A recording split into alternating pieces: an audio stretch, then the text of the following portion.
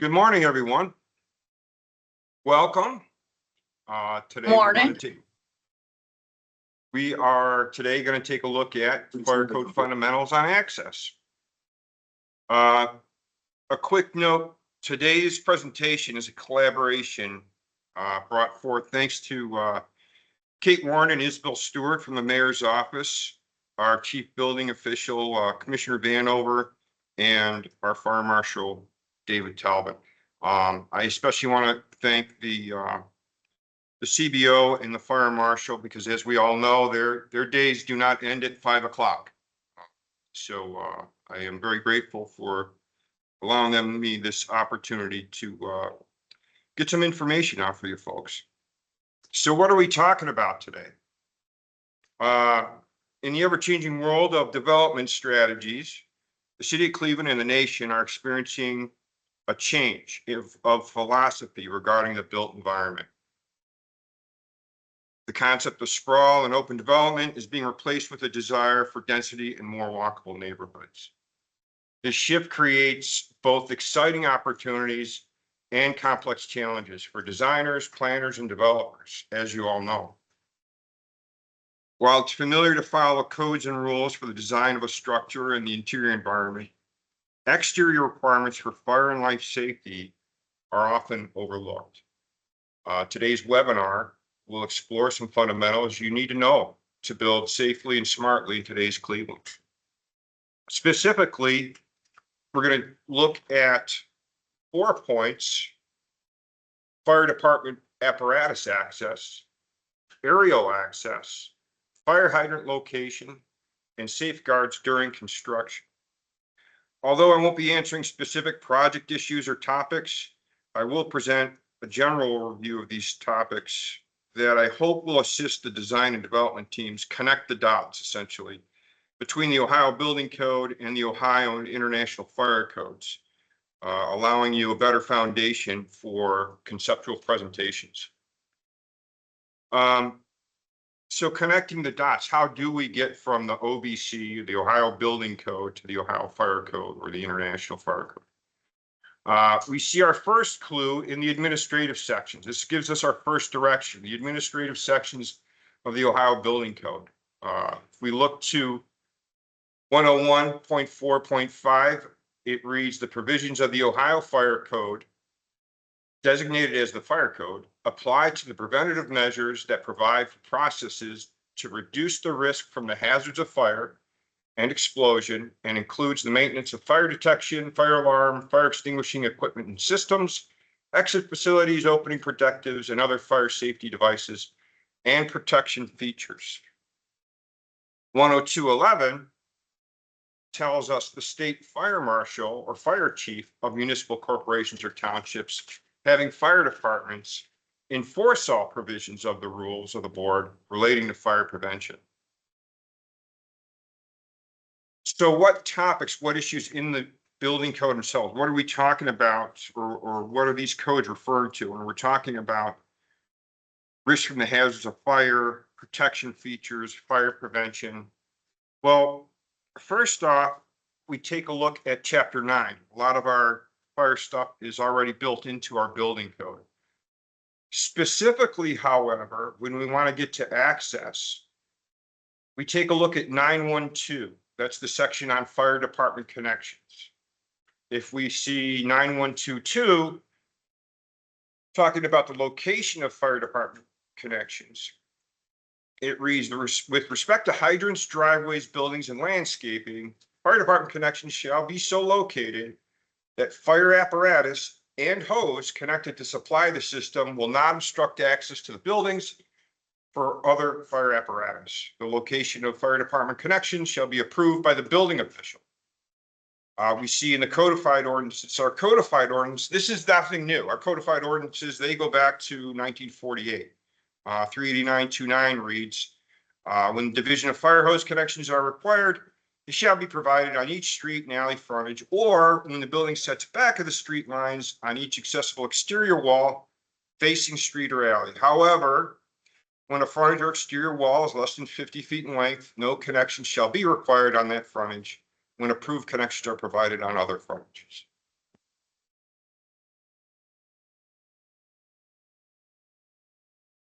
So how do you know when you locate a fire department connection that you're not obstructing access, or if this is going to work for the fire department? And this is our first link here. We go from section 912 of the Ohio Building Code to 503 of the Fire Code. Hey, we can well, put good it- morning, sir.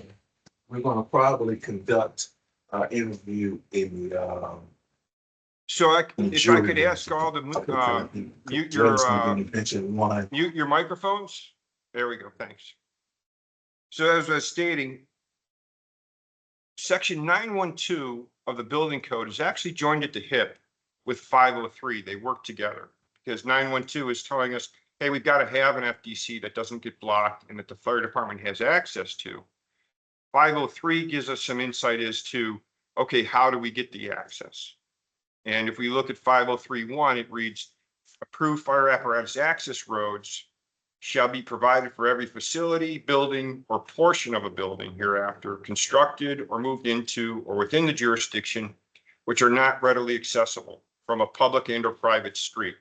So oftentimes in Cleveland, the streets are going to be your apparatus access, but when they're insufficient, this section is saying, hey, we've got to build an apparatus access road.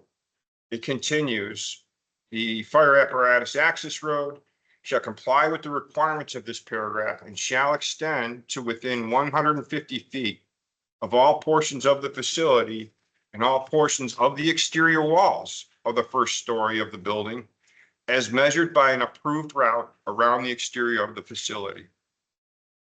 503.22 goes even further and says the fire code official shall have the authority to require an increase in the minimum access widths where they are inadequate for fire or rescue operations.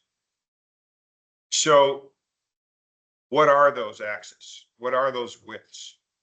503 gives us some great illustrations, and then also Appendix D, which actually I'll get into in a minute. But just so you know, the Cleveland Fire Department, we utilize Appendix D as our guide as well. Like we've adopted that as a policy and as a practice. A lot of our access requirements, it's actually pretty neat. Our older access requirements, if we go back to the 90s and the 80s, they align perfectly with what Appendix D is showing us. The great thing about the IFC and the OFC and Appendix D is it's accessible to you. And also further, as I was going to go into here, we've got some great pictures here. So going back to 503.1, what are they talking about when they say within 150 feet of all portions? Well, they give us a picture. So this is the minimum requirement for access. This is what they're talking about. And we see on the left-hand side, we see our building with 4 access roads, all perfectly aligned. And we all know the environment gives us these perfect alignments for every building in the city. We know that's not the case, but I'll get into that in a minute because the code gives us some answers and solutions for that. We see in the middle diagram, think of our typical apartment building. We've got a lot of apartment buildings that go essentially the length of a city block. You can have the side street that may go along the full length of the front, but if you're greater than 150 feet in depth from that street to get around to the back of the building, there's got to be another access road, some other means to get to that back side of the building. And then of course we see on the far right diagram, the perfect scenario where we have a street with the fire truck in front. And if we go from the 6 o'clock position, you can move all the way around to the 12 o'clock position, and that's within 150 feet. When you don't meet this, when you aren't able to meet one side or a corner or a portion of the building, the code recognizes you may not be able to, but then it gives you solutions. It goes further. We see it gives us a cul-de-sac, the Y, our hammerhead, or the alternative hammerhead. The center diagram is what we often refer to as the cutting. These are the tools I like giving the design teams because as I'll often say, design teams you have the creative gene. I don't. I'm a fire official. I'm a plans examiner for the city of Cleveland. If you ask me to design your building, I'm the guy that's going to say, a one-story cinder block building with openings all the way around and fully sprinkled. That's the classic firefighter's favorite building because you can't burn it down and there's a sprinkler system. Now, in reality, obviously, we know it's not realistic, but the code recognizes that. So I'd rather give you these tools that the code presents to you and is there for you for your use to work with. Moving on, once we get past our options, these are, I want to mention, you'll see in the diagrams, what I love about the diagrams, you see the dimensions that it gives you here. You'll see inside radiuses of 28 feet, widths of 26 feet, widths of 20 feet. These are minimum widths. What's great is they're illustrating the numbers that they give you in the code. Typically, your typical fire apparatus width is 20 feet, but then you may need 26 feet if you're incorporating hydrants. The issue more becomes when we get into aerial apparatus access, and that's the next topic I want to jump into. Aerial apparatus access. Now, what are we talking? We're talking about the big ladder trucks. If we go to Appendix D, where this information is found, we see the scope in 1011 states, fire apparatus access roads shall be in accordance with this appendix and all other applicable requirements of the International Fire Code. We see D105. When we're talking about aerial apparatus, what are we talking about? We're talking about 30 feet. So where the vertical distance between the grade plane and the highest roof surface exceeds 30 feet, approved aerial fire apparatus access roads shall be provided. For purposes of this section, the highest roof surface shall be determined by measurement to the eave of a pitched roof, the intersection of the roof to the exterior wall, or the top of parapet walls, whichever is greater. So they get pretty specific.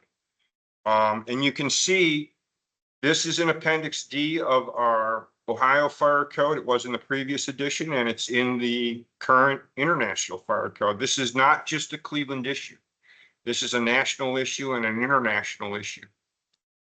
The only exception they give us, this exception was not in the previous edition. In 2021, the IFC actually gives us an exception, and it's the only exception. We're approved by the fire code official, so it still has to be approved, reviewed, and approved by the official. Buildings of type 1A, 1B, or 2A construction equipped throughout with an automatic sprinkler system in accordance with section 9033 1.1. That's our NFPA 13 sprinkler system, not the 13R. And having firefighter access through an enclosed stairway with a class 1 standpipe from the lowest level of fire department vehicle access to all roof surfaces. So that's a pretty stringent exception, but it's the only exception that the code gives us.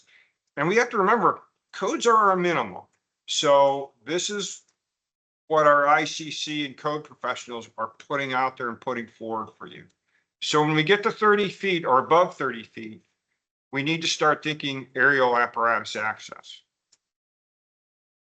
And this is where Appendix D is. This is where I want the design teams, I want you guys and the development teams to be digging into Appendix D and 503 for your pre-submittals, for your conceptual submittals for the meeting. It will save you so much time. The time taken to dig in this stuff at the front end of a project saves a project in an inordinate amount of time through the submittal, the review, and then especially at the build time. It's at the end of a construction site when we're coming to a close, we're doing final inspections. This is not the time to find out from the fire inspection that there's no fire apparatus access or the fire department connection is on the wrong side of the building. If we're doing our diligence at the front end of a project, those issues go away.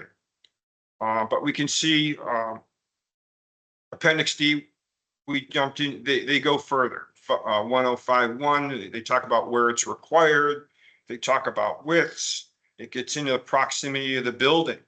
This is a good one. You know, proximity of the building shall be located not less than 15 feet and not greater than 30 feet from the building and shall be positioned parallel to one entire side of the building. So they're talking about the long side of the building, not the short side.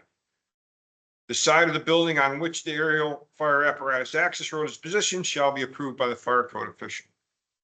For those of you that don't have access to the International Fire Code and commentary, I highly recommend obtaining access to that. It's very reasonable now that it's available electronic online. You can contact icc.safe and get access there. I mean, I think you can even get a monthly subscription for a nominal fee.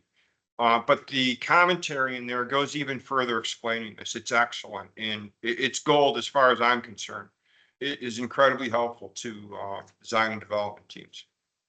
1054, you can see they get into obstruction, overhead utility and power lines. We've got a lot of power lines. We have 2 utilities in the city of Cleveland. And 1054 states the overhead utility and power line shall not be located over the aerial fire apparatus access road or between the aerial fire apparatus access road and the building. Other obstructions shall be permitted to be placed with the approval of the fire official. So here we have some examples what we're talking about here. See, this is a classic U-shaped building. We see our red line up at the top, that's to represent our aerial fire apparatus. And you can see how now this is at the ends of the U, the short side. These are not aerial apparatus access points. What they're talking about when we discuss aerial apparatus access, they talk about the long side of the building, the long front. And again, like I said, the commentary goes into it. I'm hoping you guys can see my cursor. What we're talking about is along this side of the building. You can see like this is where you would build your aerial apparatus access road, your access point if this building were over 30 feet. You'd be 15 feet off the front of this, minimum distance of 15 feet, no greater than 30. Or you'd have it going all the way around the back side of this building. Ideally, that's even better. You would want to have both access points. And that's what the code shows us. It says, hey, folks, we need aerial and apparatus access around the sides of these buildings. Okay. Just having a point here and a point here, that doesn't fly. It doesn't meet the code minimums.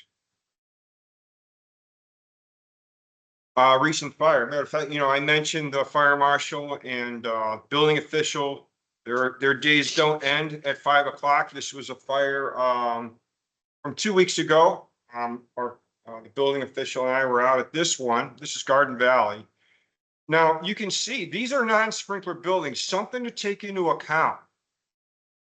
Every building in the city of Cleveland has a fire flow requirement. Appendix B is a great resource. That's an ISO standard, and it's probably the most liberal of fire flow requirement standards. What I'm talking about there is when you build a building, there's some minimum requirement of water that is necessary for fire protection or to fight a fire. So if your building is not sprinklered, that water flow, that fire flow has to come from the outside. So that means if there's no sprinkler system, you need real estate around your building to take into account these fire apparatus, the hose stream. You can see there's no utility lines where these guys are lined up. And then, of course, the volume of water. You need a lot more, all of the volume of water for the fire flow requirement of your building is now coming from fire hydrants. So you need real estate, you need more hydrants, and you need higher volume of water because it's now all coming from the outside. When you sprinkler the building, that's reduced by 75%. And table B, or I'm sorry, the tables in Appendix B of the fire code show that. So that is a dramatic reduction when you're sprinklering a building. These buildings, these were I believe, type 2 construction, so non-combustible. But they had added in later years combustible roofing. So the issue here, we had an explosion. It was a catastrophic scenario. We had an explosion. The fire was up and fully involved in the roofs. So although they could get water down with the aerials, there was no water suppression occurring within the buildings themselves. So essentially, this was a full loss. But the collapse that we had was center of the building, and that was actually from the explosion itself. Recent fire, this is this past February, this is up in Cleveland Heights. We see we have a classic type 5 combustible apartment building. Now, this building, you can see, if you follow my cursor, it actually starts up here and comes all the way around in a gigantic U shape. But you can see on the left, there's aerial apparatus. This is actually from the neighboring parking lot. This is Cedar Road where this aerial is set up. You can see this is almost textbook. He's where the sidewalk and right of way end and begin. The only problem is you see the utility lines here frozen over. So he can't get his area. This was a building that was under construction. It was not occupied and the sprinkler systems were not active. And I'll get into that in a minute. If folks have not looked at chapter 33 of the 2024 Ohio Building Code, it's almost as if they wrote that chapter for this scenario. This is occurring nationally. They're having fires that are occurring during construction or just prior to occupancy. So there's got to be water available. There has to be access available, not just after construction, but during construction as well. But we move on, we see a third aerial apparatus here. They were able to access, the site was open. They were able to access this, and the ground on which they set up their aerial was stable enough for the outriggers. And the building code, chapter 33, actually tells you that, saying, hey, you've got to have an access road. It's got to be able to support fire apparatus. There's actually a fourth aerial on this backside. You can't see it, but there is, you see part of its stream up here. There's a street on that backside that also provided access. This is the Garden Valley fire. It may seem odd, but this was planned very well.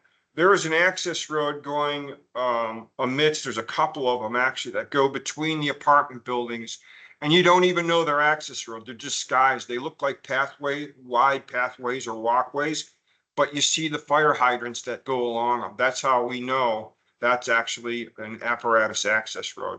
And sure enough, in this scenario, you can see the aerial is on the front end where it has access, and on the back end where the apparatus was able to go, it was able to locate its monitor, its deck gun, and get water onto the building. Now they're not doing laddering operations from the backside. You see the power lines, but the apparatus is able to get underneath it and at least provide water from their water cannon.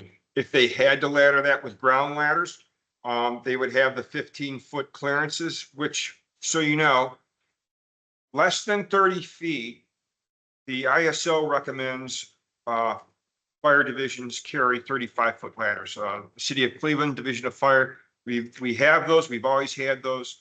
But if you use your right triangle formula, you find out if you have a 35-foot ladder, which is the hypotenuse of your triangle, and approximately 26 to 30 feet of the B side, that's the wall of your building. The base of your ladder is approximately 12 feet out from that building. So you need 12 feet out for the ladder, and then another 3 feet for the firefighter climbing the ladder with equipment or coming down with a person on their back. So that works out to 15 feet. So the numbers, these numbers that the ICC have come up with and have worked in related to aerial apparatus, they're not just arbitrary numbers. They are real numbers. They are real clearances. They are real minimums. Again, we have another aerial apparatus, Garden Valley. And what I'm showing here are the hoses. The the code goes into calling out, it's not just about ladders, it's just not about distances. But these hoses, like this is a 4-inch high charge, or charged fire line coming off a hydrant. These are big. Once they're in place and charged, they're next to immovable. Also, along the street, I didn't get a good shot, but this street, there's 4 feet here. This is going all the way along this street is where the apparatus are lined up. These are nothing but hose lines going all the way along here. But that's why the code references apparatus, or for FDCs, it references clearances for hose lines. Here's a couple aerial apparatus setup. We can see the picture on the right. The outrigger, we're wondering where the 26 feet is coming from. Fire apparatus are designed at minimum standards there's an NFPA standard. There's a national standard that fire apparatus are spec to. So there are the fire apparatus and the aerial apparatus specs. And that's where they come up with the minimum of 26 feet, because we need space for aerial apparatus to extend their outriggers, as well as another apparatus to drive around them. You can see the picture on the left. The driver has placed his apparatus perfectly right along between 2 parked cars, where he can get his outrigger down. You can see this here, but he has the classic look of frustration that I've had many times myself, because what he's looking at here are the power lines. He can't get his aerial up to the windows. He can squirt water on the building, but if there's people trapped, he can't get to them. That's a frustrating experience for a lot of firefighters. So we're often posed with, well, how we can't make this work. They are workable. The codes are workable. This is a recent submittal. The gray portion of this is our apartment building. This is an apartment building in excess of 200 units, over 30 feet in height, and essentially surrounded on 3 sides by water. And in this scenario, they put enough parcels together where they have 2 means of access. There's one here. I believe the other one was over here. You'll see these radius circles. These are 20-foot diameter radius. They're showing that, hey, our minimum inside radius of turns are 28 feet. Our apparatus come in here. They enter here. They're able to come in, turn all the way around. The radiuses are all aligned with the curb lengths. If anyone has questions on that, I can talk to you. We can refresh our high school trigonometry and geometry and talk about tangent lines to a circle.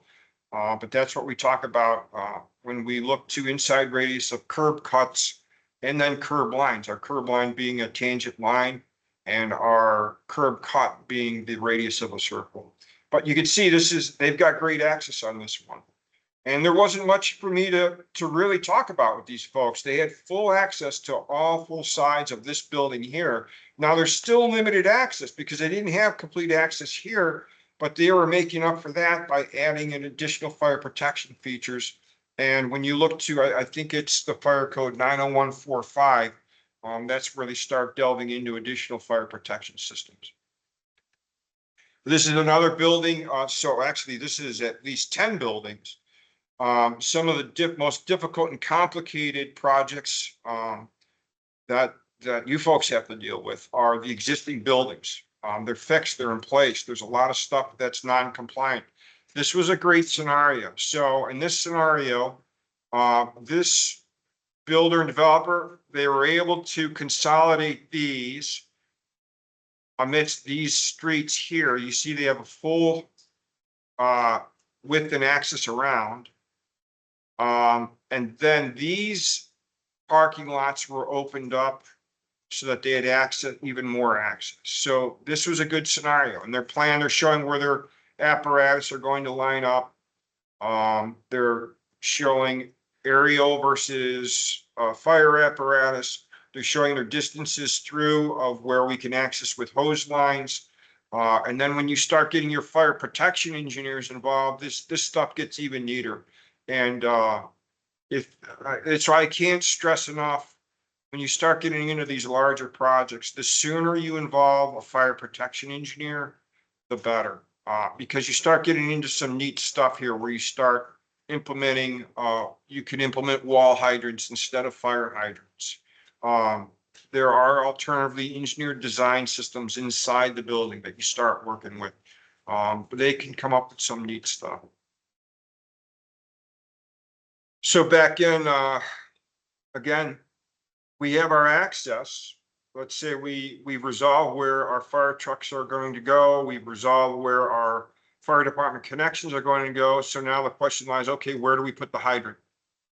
9012, we see the fire protection and life safety systems shall be installed, repaired, operated, and maintained in accordance with this code and the International Fire Code. So the building code is telling you, folks, look here as well as the fire code when you're looking to fire protection and life safety systems. And a lot of folks don't realize your fire hydrants, these are fire protection systems. These are water systems established for fire protection. You have to take these into account when you're developing your projects. 9015, we see an actual stringent, or we see a hard number. Actually, the standpipe section goes into the 100-foot rule. On 9051, we see standpipe systems shall be provided in new buildings or structures in accordance with section 9052 through 90511. In buildings used for high-powered combustible storage, fire protection shall be in accordance with the International Fire Code. So they're giving you a heads up here, folks. So it's not just, so in our standpipe section, if we take a look at our, the building code is telling us about our standpipes and it's giving us a heads up.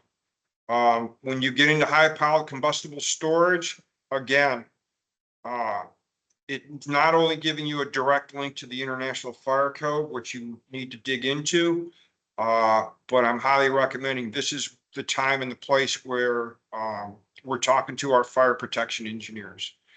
There's a lot involved and they're worth their weight in gold when it comes to sorting that stuff out. But keeping on point with the standpipe systems, we see our building code is telling us about the standpipe systems.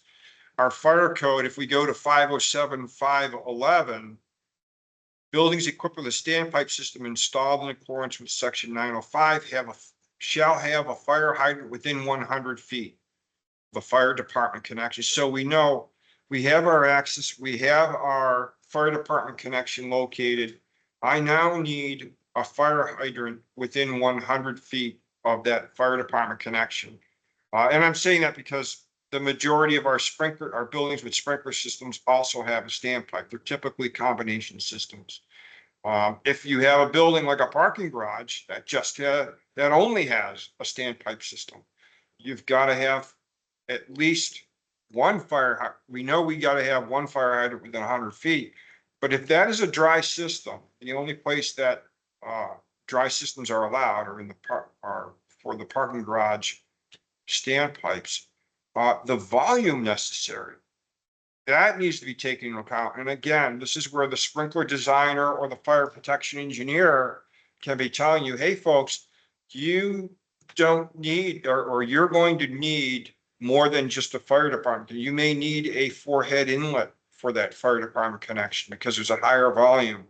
You may need 2 to 3 fire hydrants. And now it's not just 2 to 3 fire hydrants. It's the real estate for those fire hydrants.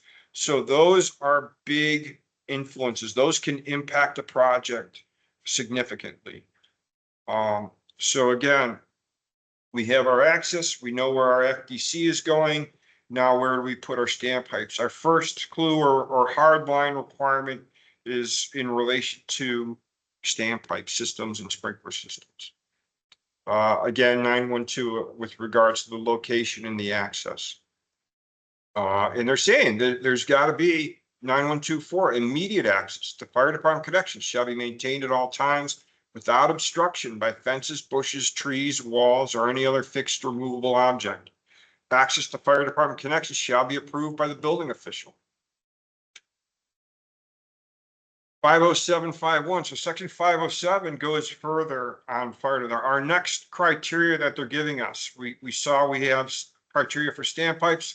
They now give us a minimum criteria of distances where a portion of the facility or building hereafter constructed or moved into or within the jurisdiction is more than 400 feet from a hydrant on a fire apparatus access road as measured by an approved route around the exterior of the facility or building. On-site fire hydrants and mains shall be provided where required by the fire code official.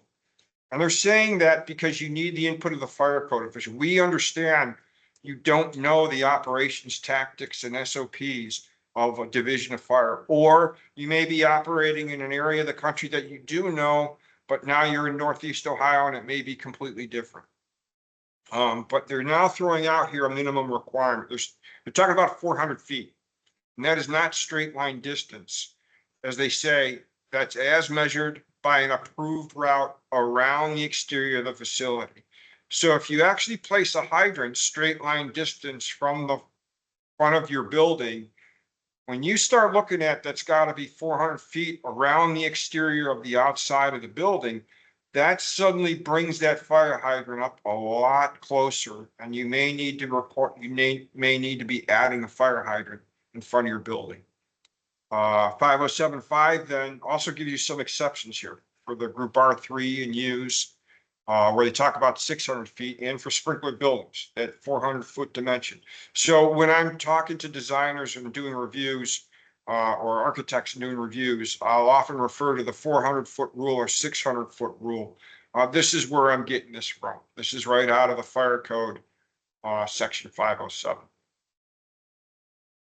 This is another, I'm sorry, I think I have this, I'm sorry, I have this zoomed out a bit too much or zoomed in a bit too much for you guys.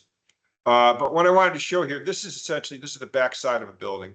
The highlighted red, this is the street here, this is Prospect Avenue. And what I wanted to show is this is the typical life safety diagram, okay, that we require architects to provide with their building plans. And they're showing here, you can see, like, you've got to show, you've got an inside radius of 28 feet here. That's the minimum inside radius. It used to be 30 feet with the Division of Fire. We moved that in collaboration and consulting with the Division of Vehicle Maintenance and Procurement. We moved that back to 28 feet. We're able to meet that with fire apparatus. And if we see, we have that identified here. It's more accessible. It's identified in the international code. It's something you guys can actually refer to. But we see they identified, this architect identifies his minimum radius here as coming in. He's showing his minimum 20-foot width. Comes around here again, identifying his radius. He expands it out to 26 feet. Because in this portion, he wasn't able to get 26 feet all the way around, but he wants to show, hey, I'm establishing this place here for aerial apparatus if they need it. And then the 20-foot comes all the way and continues around. So he's able to come in and set up an aerial apparatus, and follow-on apparatus are able to come in and drive past them to get for additional fire or ambulances for additional fire ground activities. This is a great illustration. In addition to this, you see these arcs that they're showing on their life safety plan. These arcs where he shows 150 feet, that's actually coming from Euclid Avenue, the street to the east, plain east of this project. These arcs here, he's showing 150 feet. He's showing, hey, this is how far you can get with your apparatus. And then he has further arcs. I'm not able to screw on. This, he's showing 400 feet. What he has are hydrants out on the street. So he has a life safety plan that shows his apparatus access, his aerial apparatus access, the dimensions of the road, because those access points of the parking lot, they're going to have to meet, the site folks are going to have to know that's got to be rated to 90,000, a minimum of 90,000 pounds, 90,000 gross vehicle weight. He also shows his hydrants, they're identified. He gives the arcs showing 400 feet. This is a great life safety plan. Here's another one. They use straight line distance. They didn't use the arcs, but we were able to ascertain from this. This was the site plan that was actually used for the construction Chapter 33 in the buildings under construction requires you guys have access. Civils, here's a civil plan. He's showing his fire department connection. I do not recommend using civils for your life safety. Although these are necessary and needed, you're going to have to identify your hydrants, your FDCs on this stuff. There's too much other information on here. It's too busy to be utilized, because you got to remember that life safety sheet isn't just for the plan examiner in the review of your project. Ownership is going to be using that. If you're a school, you're an assembly, you're a high rise, an apartment building, residential, ownership is required to have access and emergency plans. So you're killing two birds with one stone. Three birds with one stone. If your construction team is also able to use your life safety plan for their required plan. Hose decks and monitor guns, we see hydrants can get, additional hydrants can get put in place. Like I showed you in that fire, they had additional hydrants on the backside. They weren't for the aerial apparatus. They were for deck guns. So when it comes to hydrant locations, 507 is your starting point. There are also additional municipal requirements from the Cleveland Water Department. You may have additional requirements to meet volume and system demand. You may have requirements to meet the water monitors or apparatus deck guns. Then you can use your hydrants also. You need to consider your hydrants for the construction site requirements that we see in Chapter 33. Chapter 33, again, I'm asking folks to dig into this. Take a look at this if you have not read it. They added a lot of additional material in Chapter 33 of the 2024 Building Code. They talk about the standpipes. We go into access for firefighting. They're coming right out of the gate here. They're telling you right here, you need vehicle access provided within 100 feet of temporary or permanent fire department connections. Vehicle access shall be provided by either temporary or permanent roads capable of supporting vehicle loading under all weather conditions. We saw that in the photograph of the Cleveland Heights fire. That construction site actually had that, and they had to set up an aerial apparatus on it. So we talk about, when we're talking about these items, and I'm coming to a close here, our picture here, what I want to illustrate is we're not just talking about, it's not just about your building. What I want to show here, it's also about the exposure. When the fire department refers to exposures, we're not just looking at your building, we're looking at what's around it. You may see a fence, we see an obstacle. You may see an aluminum fence, we see a heat shield. So it is important and critical to get your fire departments and their inputs involved. If you don't have fire plan examiners, if you don't have fire protection engineers, get them involved sooner.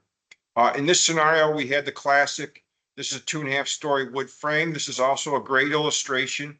You have a 2.5-story wood frame fully involved. The fire actually had started inside of this type 2 construction square cinder block building. And what you don't know, because you see along the front, I don't know if you can make that out, this is actually cinder block. So for our window manufacturers watching this, cinder block is not windows, it is masonry. We can't block through that, but it sure does a great job of containing a fire.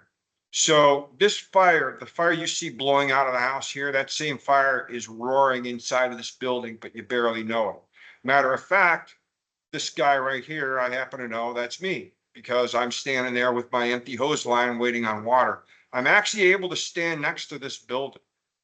The heat is so intense from off of this house, I can't even stand next to it. I can't stand within 10 feet of it.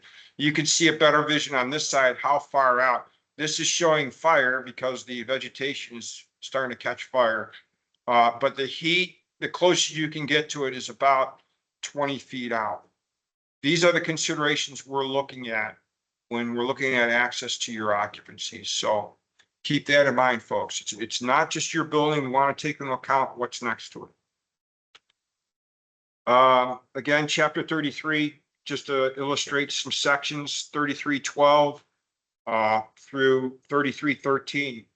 dig into these because they start getting into combustible material requirements.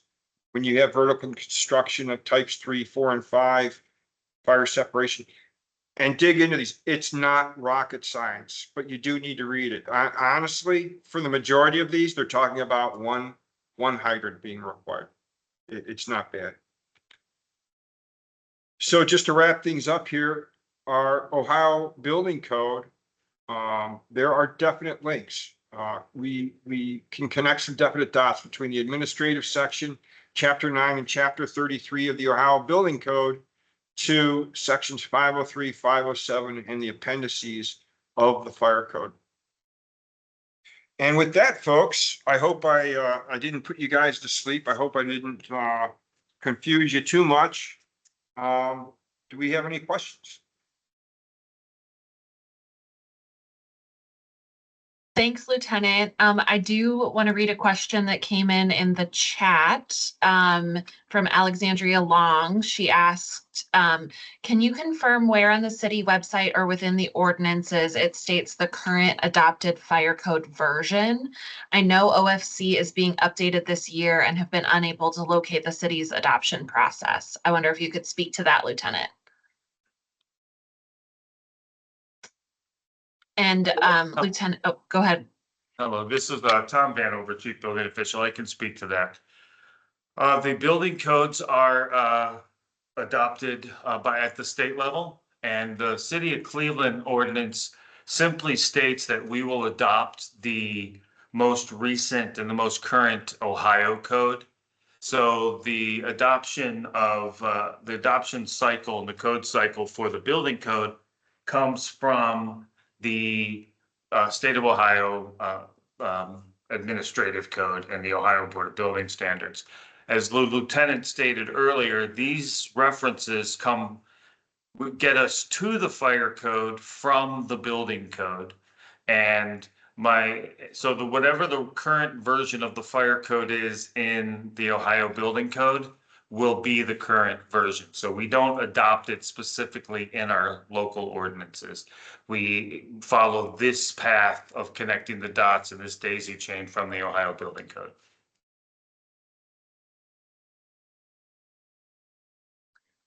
And we have a question from Laura that asks, how do we establish meetings with the fire department to discuss design early in our planning process? And I can respond to that as well. We do have periodic meetings on projects. Once there is some level of design and some thoughts put together. I'll also state that we're in the process of reworking our permitting stream as a whole. And it will allow for during the early submissions when applicants are submitting to planning and to right-of-way and to zoning.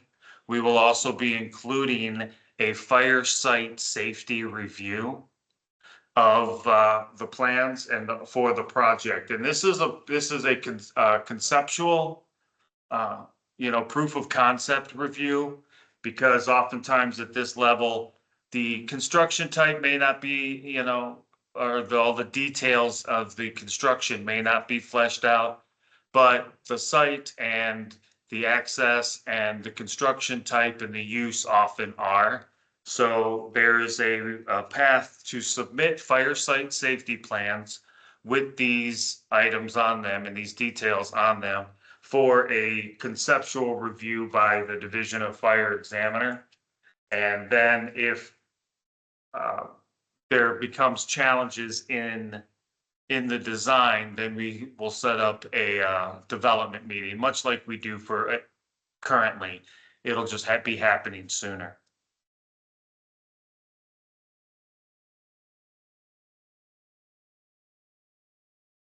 Thank you, Commissioner Vanover. Folks who are still on the call, if you have questions, you can feel free to type them, or if you'd like to use the raise hand function and ask a question, we can unmute you. We just ask that questions be general as opposed to specific project questions. Hey, Kate. This is Dave Talbot, Fire Marshal from Cleveland. There was one other thing in the chat that was put in by Inspector McGowan about NFPA 24.7.1.1.1, which states the connection from the hydrant to the main shall not be less than a 6-inch tap. So I just want to make sure that was presented out there along with the hydrant use and when the hydrants are being placed.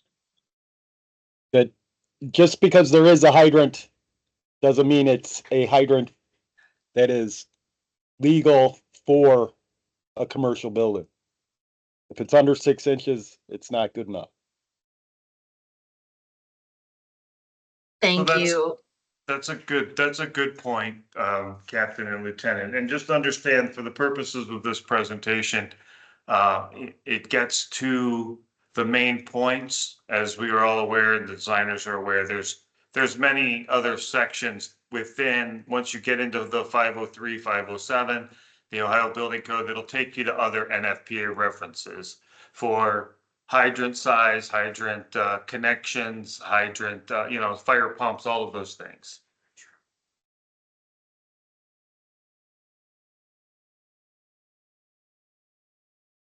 We have another question in the chat from Alexandria. It says, are there any considerations underway for single stair building reform like some other cities have done? That is a conversation that is outside of the scope of this presentation that is being discussed with the Building Officials Association, and the Firefighters Association. We are discussing that. It's being discussed at the State House as well. So that that will not be a Cleveland specific consideration. That'll all come out of the state of Ohio after much debate and concern and consideration.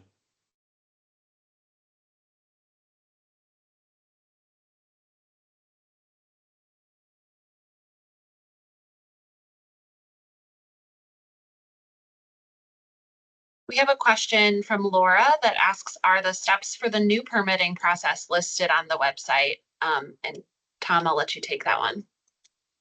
They are not currently. We are in development. We are, it is a major lift from Mayor Bibb's office.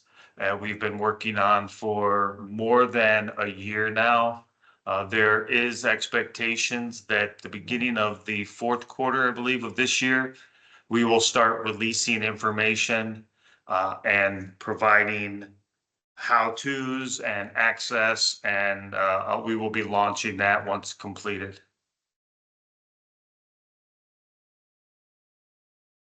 Thanks. Yes, we are very excited to start sharing that with the community and communicating clearly about the new processes.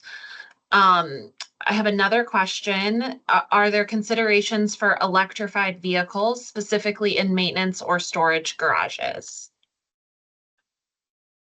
We, again, that is a topic that we're getting all the hot buttons today, right? All the hot topics. But that is outside of the scope of this presentation. That's a discussion that's about 3 years old as well. We do not have any planned changes. The International Fire Code and the International Firefighters Association have made recommendations, and it is still in the debate and rulemaking process, but we do not have any Cleveland specific requirements that are forthcoming. We will wait for the international and national bodies to provide their opinions, and then we will work on it accordingly. Thank you for that. And another question, what is your best guidance for when fire pumps are required on a project, and what criteria do you use for determining if they will be required above the OFC/NFPA sections? Hey, could you repeat that one again for me? Yeah, what's your best guidance for when fire pumps are required on a project? And what criteria do you use for determining if they will be required above the OFC NFPA sections? Yeah, so we don't require fire pumps. Your project does. That should be coming from your project and engineering team, identifying whether or not a sprinkler system is going to have a fire pump or not. And then that's, and like as I mentioned, it's the critical nature. If you know you're going to be sprinkling an occupancy, because that gets farmed out or hashed out by your design team at the front end.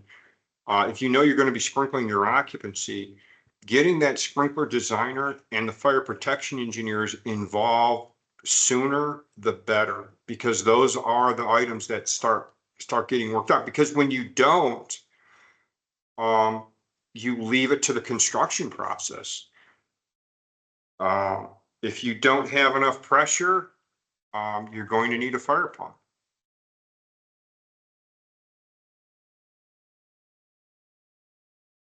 Another question is there a process to get public utilities upgraded if municipal hydrants are connected to undersized lines or inadequate municipal water supplies? There is. That's a communication with Cleveland Water. Again, and so understand to Lieutenant Alexiak's point, right? This is why this discussion has to happen early.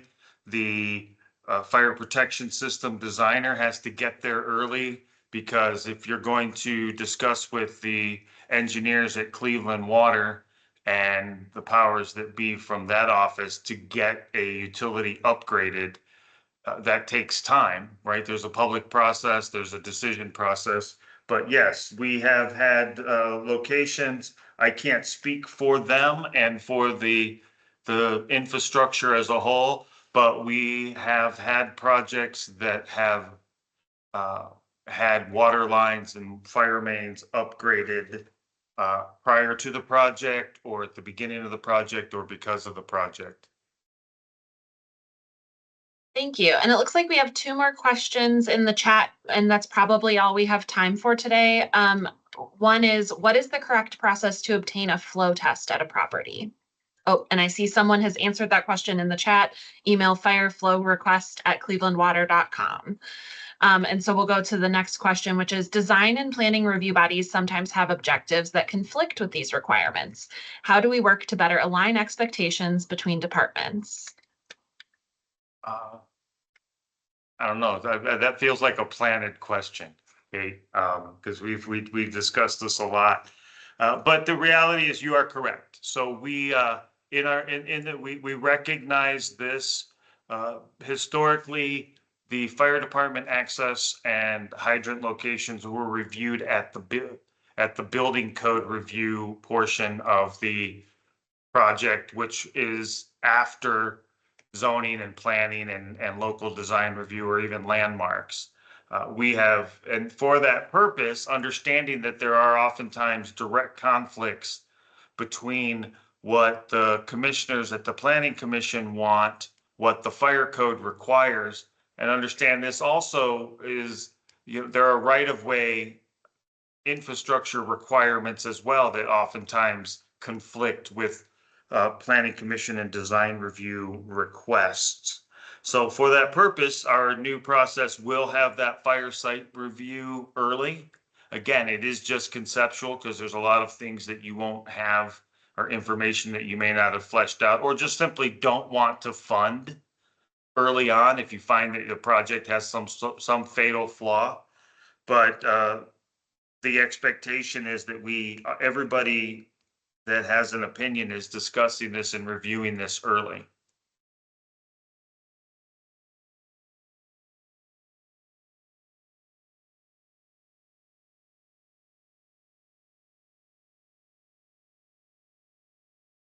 Thank you for that. That is at the heart of the work the city is doing to make sure that we are communicating clearly and whenever possible with one voice to applicants about their projects. We know there are a lot of conflicting guidance sometimes, and we're working on that. So thank you. Well, I want to thank everyone for attending today. We had a great turnout. As I've mentioned in the chat, we will share the recording and the slides.